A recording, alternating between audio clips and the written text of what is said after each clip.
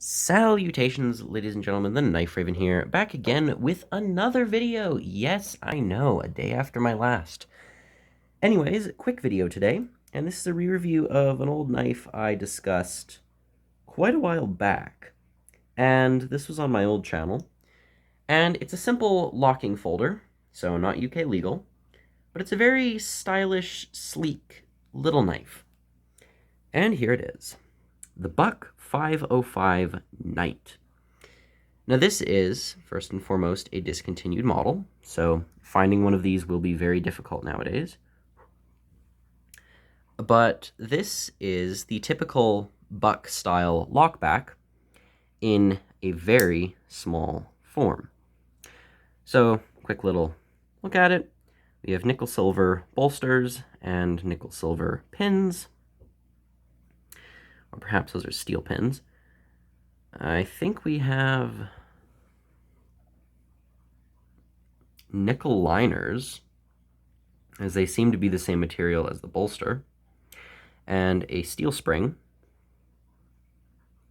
The blade is a drop point with Buck's typical hollow grind.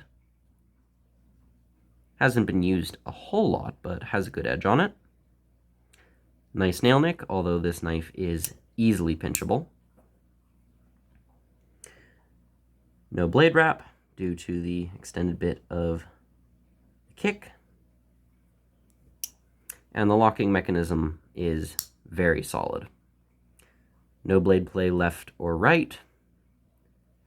And I'd say there's a little bit up and down, but I believe that is just the natural give that a lockback knife tends to have. As there are moving parts here, it's no surprise that there's a little bit of movement, but it's definitely nothing to be considered dangerous. This is by all means a very sturdy little knife.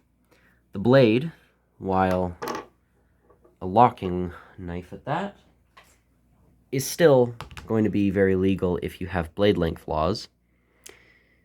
You're looking at an overall length of just a little over 4.5 inches. The handle taking up about 3 3/4 of that. The blade, with the unsharpened part, is just a little over, or actually a little under 2 inches. And the cutting edge is just a little over 1.5. However, there is a bit of a curve here, and I don't know whether or not that might extend the blade length. I don't know how that works when it comes to edges with a belly. But either way, it's a very small blade. And if you have a 3-inch blade length flaw, you're going to have no issues with this. But again, very nice knife. Has a nice bit of a shiny handle here. This is Buck's Dymondwood, and I believe they take, I think it's cherry wood, and they mix it with resin, and it creates a very smooth, shiny handle. I have to say, this is a very attractive little knife. It's got some red in the corner up here. Actually, both corners, technically.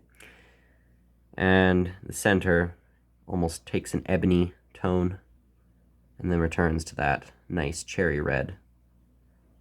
But very nice coloring on this. And, of course, the two pins are raised, but that is Buck's signature style. That isn't a flaw. And the transitions are beautifully smooth. There's nothing to complain about when it comes to smoothness here. Same thing with the back. Everything is sanded and ground perfectly. And there is no gapping to be heard of here. Holding it up to the light, nothing really shines through. One could argue there is a tiny little bit of a gap there at the back of the lock bar, although I'm not sure if that's just my eyes. But either way, this is a very nice little knife, and there isn't much to say about it. This is a typical Buck knife. It has 420 HC steel, easy enough to sharpen up, holds an edge for a moderate amount of time. It's no super steel, And it takes a very fine edge. Of course, some people dislike the hollow grinds. I don't mind them. I think that they work well enough. And when it comes to a small, light-use EDC knife, this is absolutely going to fit the bill. Doesn't need to be a flat grind. But, again, the drop point blade is nice. You get 3 fingers on it if you choke up at the front. Your 4th finger kind of just hangs at the back. You have about a 3.5 finger grip with the tang. But it's a nice little knife. I could see it being an excellent box opener or letter opener. Maybe not long enough for a letter opener, but definitely a box opener. And, oh, centering. Perfect centering, which is not surprising, but is good to see. My only gripe about this knife is it was a bit overpriced.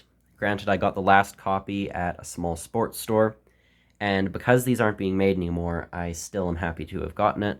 I think it was north of $60.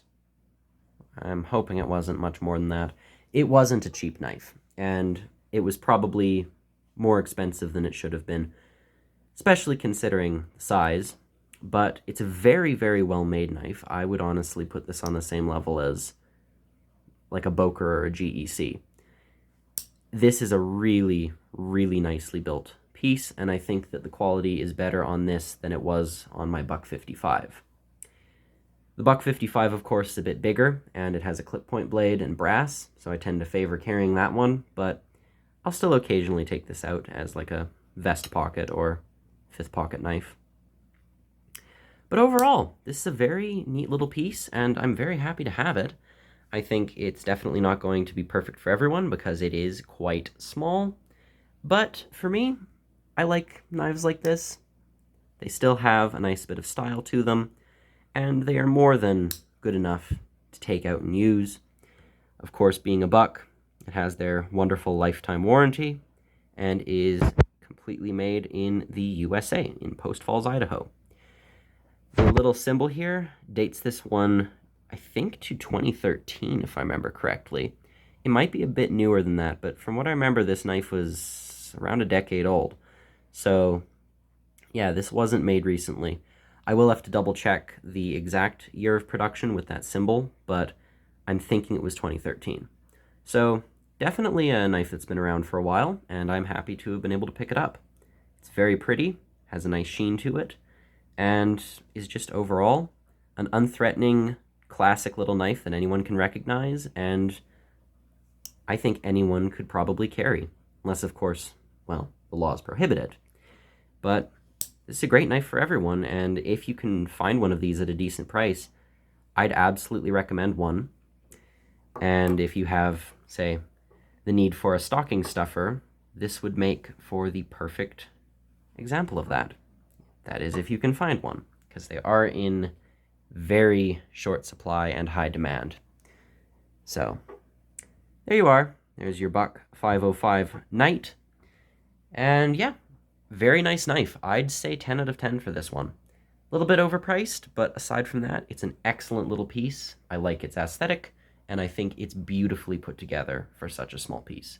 So, thank you for watching. This has been the Buck 505 Knight, and this is the Knife Raven, as always, signing off.